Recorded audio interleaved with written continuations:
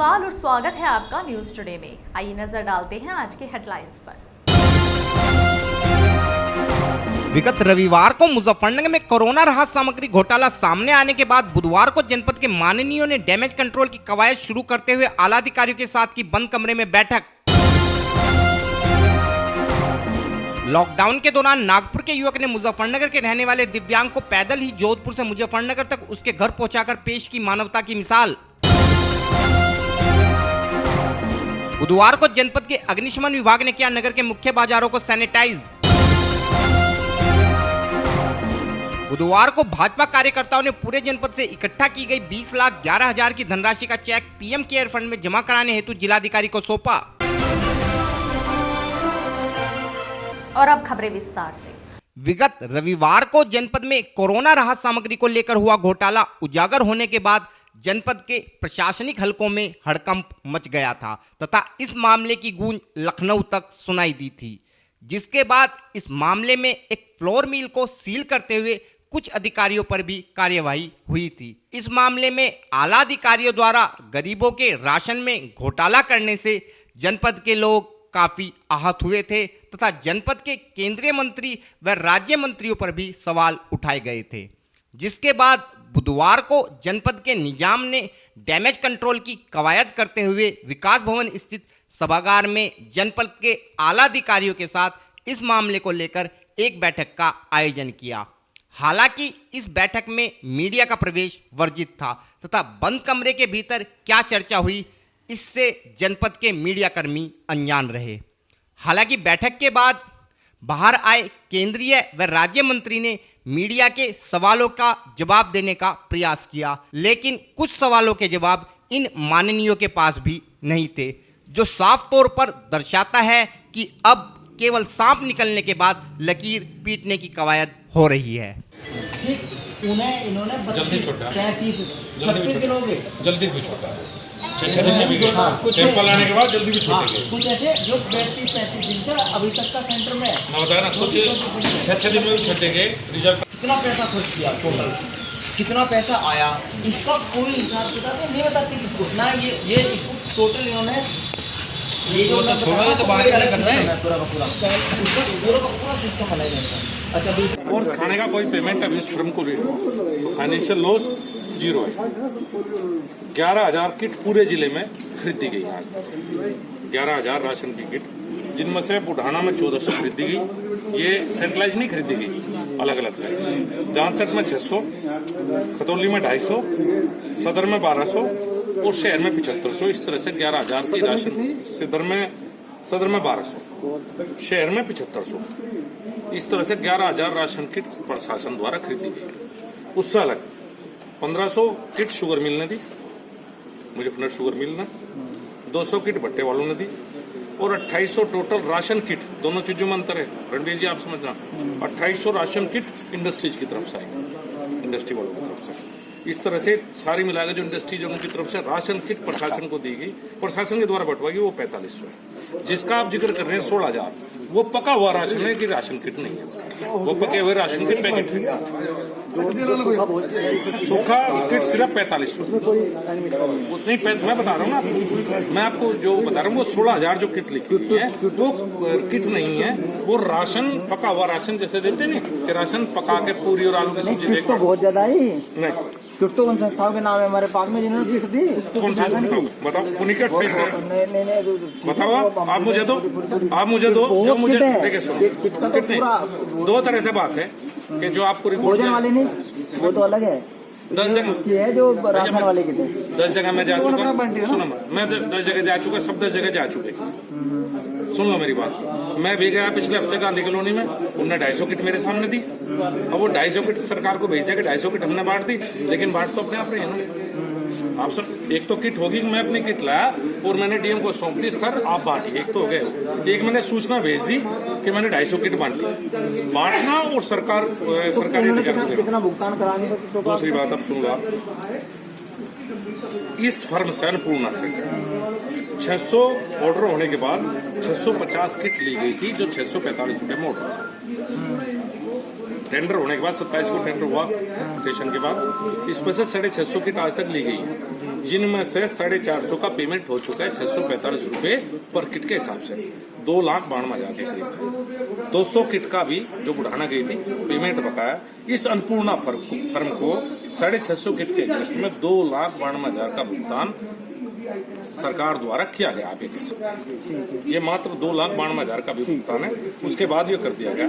इसमें जो कमियां हैं वो मैं बहुत स्पष्ट आपको बताऊं। एक तो इसका लाइसेंस एक्सपायर हो चुका था, ये देखा जाना चाहिए था, ये नहीं देखा गया। दूसरी, ये तहसील स्तर पर काम था न कि जिले।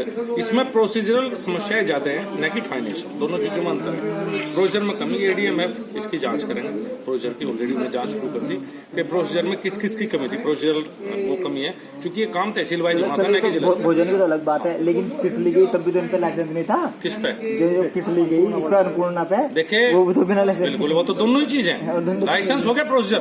अच्छा, एक तो फाइनेंशियल देखो रणवीर जी, एक बात हमें आपको ये सबको तय करनी इस मामले में, क्योंकि संकट का मामला जिसकी गलती उतनी सजा उसे मिले। लेकिन जनता की नजरों में ये नहीं जाना चाहिए कि जो मैंने कहा कि पेमेंट मात्र इतना हुआ है, तो अगर घोटाला है तो इसमें से है, अगर कुछ भी मामला है 2,92,000, ये बात भी जनता के पास जानी चाहिए। इसमें आपको बताओ मैं, इसमें इतना बड़ा मामला नहीं है। मामला कहाँ है बड़ा?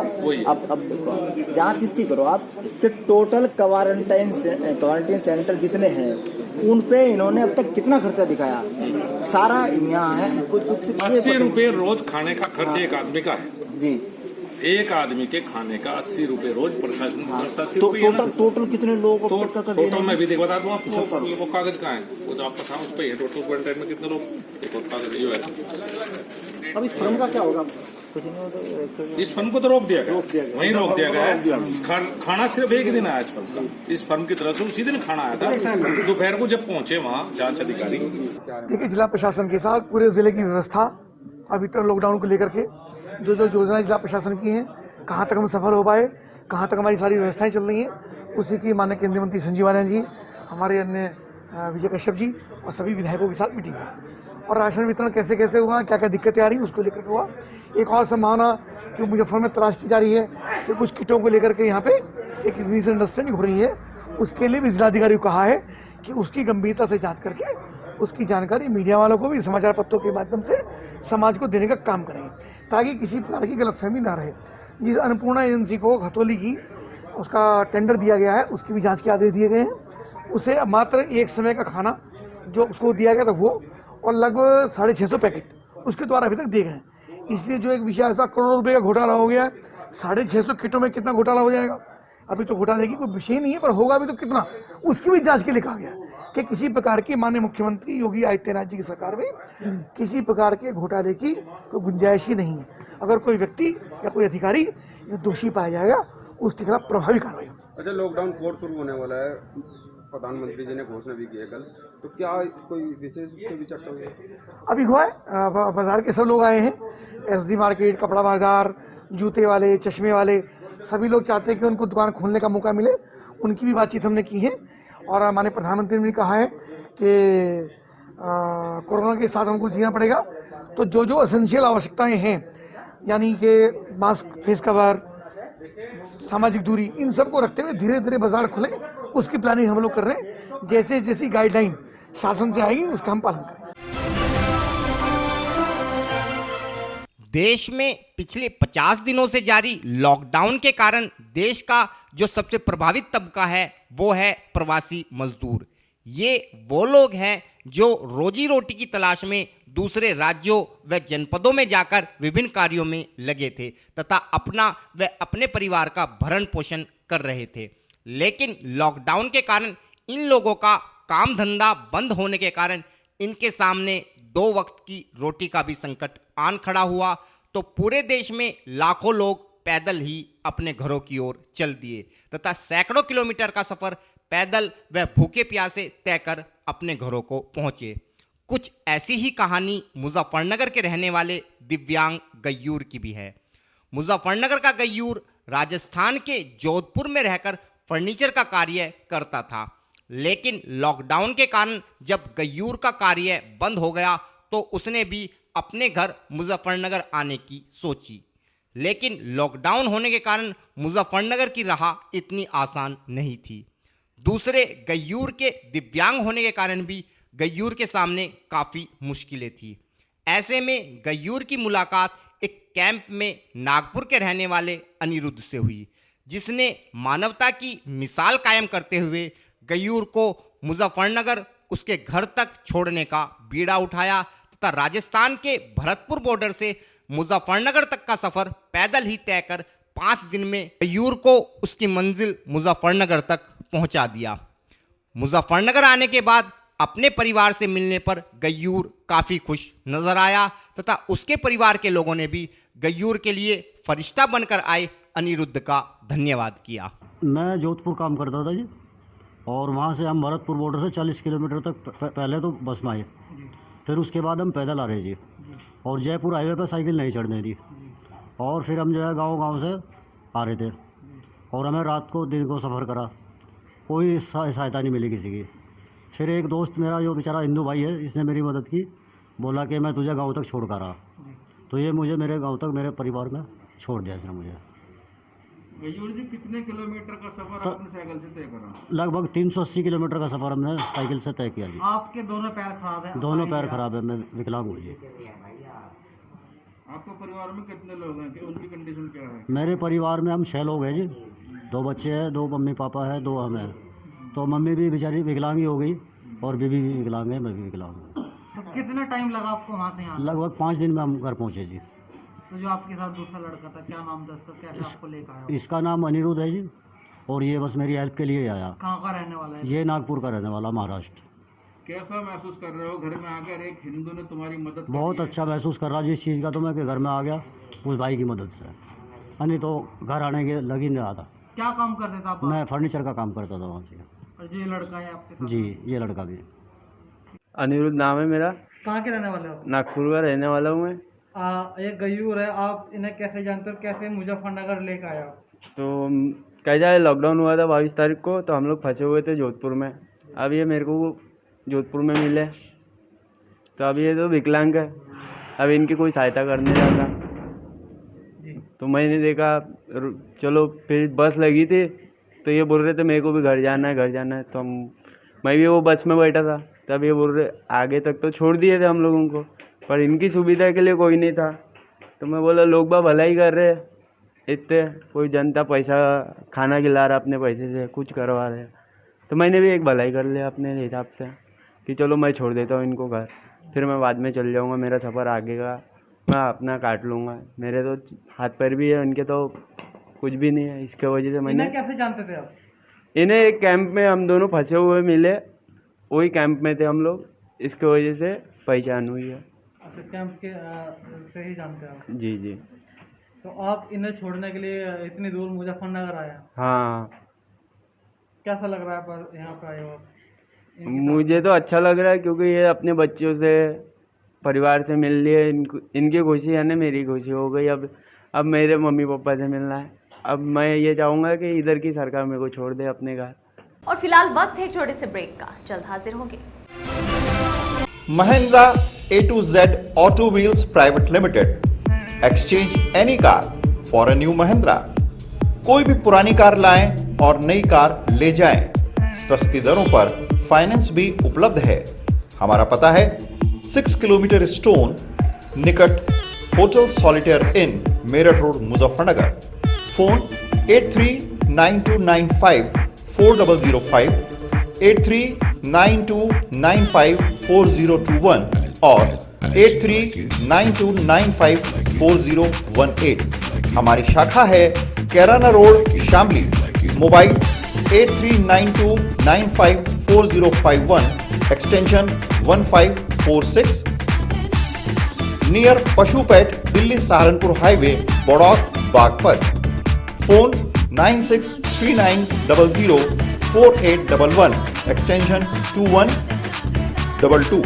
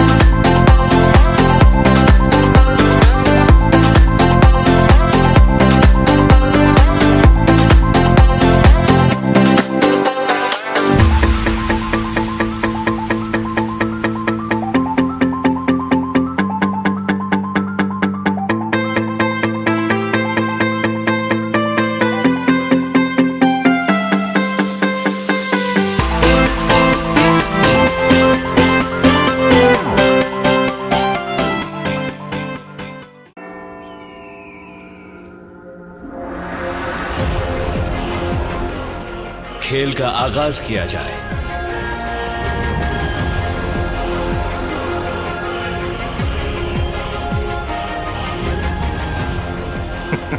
सोच समझकर चाल चलना युवराज।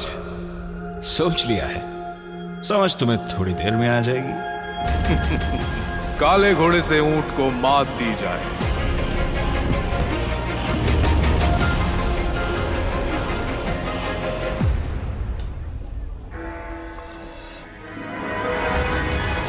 सिग्नेचर।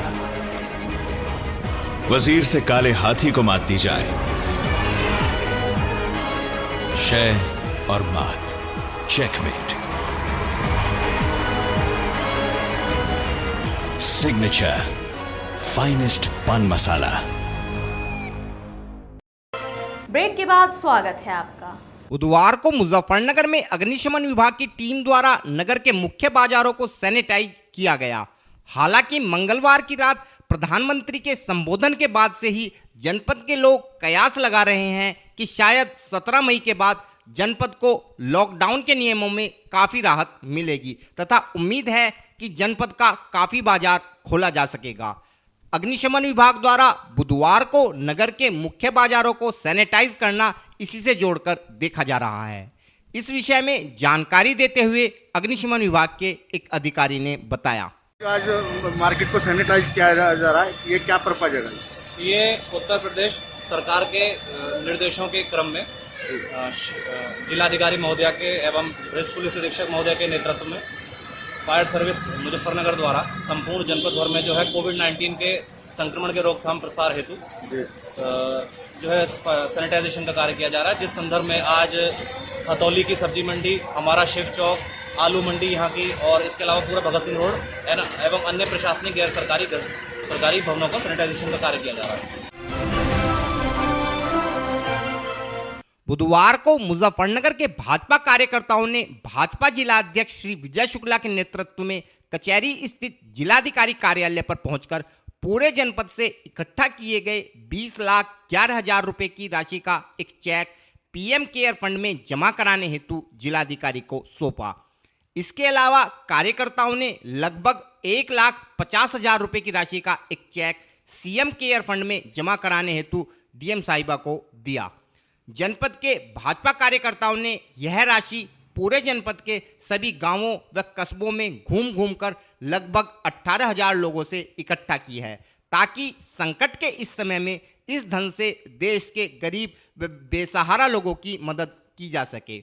इस विषय में और अधिक जानकारी देते हुए श्री विजय शुक्ला ने बताया, आज भारतीय जनता पार्टी के कार्यकर्ता पूरे जिले के 29 मंडल हैं, प्रत्येक गांव की सहभागिता रहे और भारतीय जनता पार्टी ने पूरे जिले से, उसमें अमाउंट चाहे छोटा है या बड़ा है, लगभग 20,11,000 अमाउंट है और लगभग 18,000 लोगों का पीएम केयर फंड में वो धन जमा कराया गया है और वो सारे चेक्स आज हमने डीएम साहब को दिए।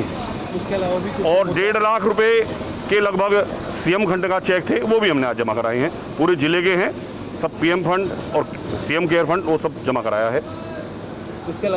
उसके अलावा कुछ लगातार जनपद की जो समस्याएं है उसमें फीस की समस्या बहुत ज़्यादा आ रही थी कि पब्लिक स्कूलों के लिए फ़ीस बहुत ज़्यादा ली जा रही है। उसके लिए कहा गया है डीएम साहब से कि फ़ीस के बारे में दिशा निर्देश ठीक ढंग से दीजिए, जिससे लोगों को इस समय दुकान खुल नहीं रही है, नौकरी से छूटा हुआ है, इस समय फ़ीस भी आनी है, किताबें भी आनी है, बहुत दिक्कत है। शासनादेश कुछ भी हो उसके बाद भी यहाँ के मुजफ्फरनगर जनपद के लोगों की समस्या का समाधान होना चाहिए और उसमें सख्ती से दिशा निर्देश जारी करें, कोई फीस अधिक न ले, जो अगर अधिक फीस लेगा उसके खिलाफ भी कार्रवाई की जाएगी सख्ती से। अगर बात करें घोटाले की जो जनपद में हुआ है, जनपद में घोटाला जो हुआ है निश्चित रूप से उसकी जांच चल रही है, जो उसमें भ्रष्टाचार में लिप्त हैं उनके खिलाफ निश्चित रूप से सख्ती से कार्रवाई होगी। जो खाद्य सामग्री ऊपर से आई थी 45 किलो कुछ वजन था उसमें, उसके बाद 17 किलो रह गया था, वो आपके द्वारा बांटा गया था? हमारे द्वारा पहले दिन सामग्री बांटी गई, जितना सामान सामग्री उसमें थी वो बांटी गई। उसके बाद जो हमको कितना सामान आया कितना गया बहुत ज़्यादा हमें किसी के द्वारा, प्रशासन के द्वारा नहीं बताया गया। हमारी किसी से कोई बातचीत नहीं हुई कितना राशन आया और कितना कहाँ जाएगा। इन्होंने अपने आप ही बनाया है, अपने आप ही बांटा है। कहीं एक आध बार हमको भी बताया गया है कि आज वहाँ बट रहा है, हम वहाँ एक आध बार गए हैं, बाकी इन्होंने अपने स्तर से ही किया है। इसमें जो अधिकारी भ्रष्ट हैं या जिनके खिलाफ ये सबूत मिल रहे हैं, निष्पक्ष रूप से इसकी जाँच की जाएगी और जो जिनके खिलाफ निश्चित रूप से कार्रवाई की जाएगी। जी जो किट बांटी गई है क्या उसकी जानकारी आपने भी नहीं करी इनसे कि कहाँ से आ रहा है, क्या है जो आप बांट रहे हो, कितनी आ रही है? नहीं, किट कितनी आई, कहाँ से आई, ये जानकारी हमें नहीं है। अच्छा जी होता नोडल अधिकारी आते हैं, उनके आगे चट्टाल का मामला आता है, वो जांच करते हैं, जब भी ये मामला सामने आता है, क्या अच्छी जिला प्रशासन के नहीं पता थी? जिला प्रशासन सब जानकारी में होगा, जिला प्रशासन अब जांच होगी, अब सब निकल कर आएगा, कौन कौन इसमें लिप्त है उन सबके खिलाफ कार्रवाई होगी। तो अब तो मुकदमा दर्ज क्यों नहीं करा? मुकदमा दर्ज होगा, अभी जांच चल रही है, जांच के बाद तुरंत कार्रवाई होगी, मुकदमा नहीं दर्ज करा, निश्चित रूप से कार्रवाई होगी। ऊपर भी हम बात करेंगे, हमने प्रभारी मंत्री जी को भी सारा विषय बताया है, कल अखबारों की सारी कटिंग प्रभारी मंत्री जी को भेजी है और कहा है मुख्यमंत्री के सामने भी अपना विषय रखे। हमने यहाँ से जितने अखबारों में 3 दिन की कटिंग है वो सब प्रभारी मंत्री जी को भेजी है, उनसे कहा है मुख्यमंत्री जी के सामने भी विषय रखे और यहाँ जो अपराधी हैं जिन्होंने भ्रष्टाचार किया है उनके खिलाफ निश्चित रूप से कार्रवाई होनी चाहिए। और फिलहाल वक्त है आपसे विदा लेने का, लेकिन उससे पहले नजरें हेडलाइंस पर। विगत रविवार को मुजफ्फरनगर में कोरोना राहत सामग्री घोटाला सामने आने के बाद बुधवार को जनपद के माननीयों ने डैमेज कंट्रोल की कवायद शुरू करते हुए आला अधिकारियों के साथ की बंद कमरे में बैठक। लॉकडाउन के दौरान नागपुर के युवक ने मुजफ्फरनगर के रहने वाले दिव्यांग को पैदल ही जोधपुर से मुजफ्फरनगर तक उसके घर पहुंचाकर पेश की मानवता की मिसाल। बुधवार को जनपद के अग्निशमन विभाग ने किया नगर के मुख्य बाजारों को सैनिटाइज। बुधवार को भाजपा कार्यकर्ताओं ने पूरे जनपद से इकट्ठा की गई 20,11,000 की धनराशि का चेक पीएम केयर फंड में जमा कराने हेतु जिलाधिकारी को सौंपा। न्यूज टुडे में आज के लिए इतना ही, कल फिर हाजिर होंगे, तब तक के लिए नमस्कार।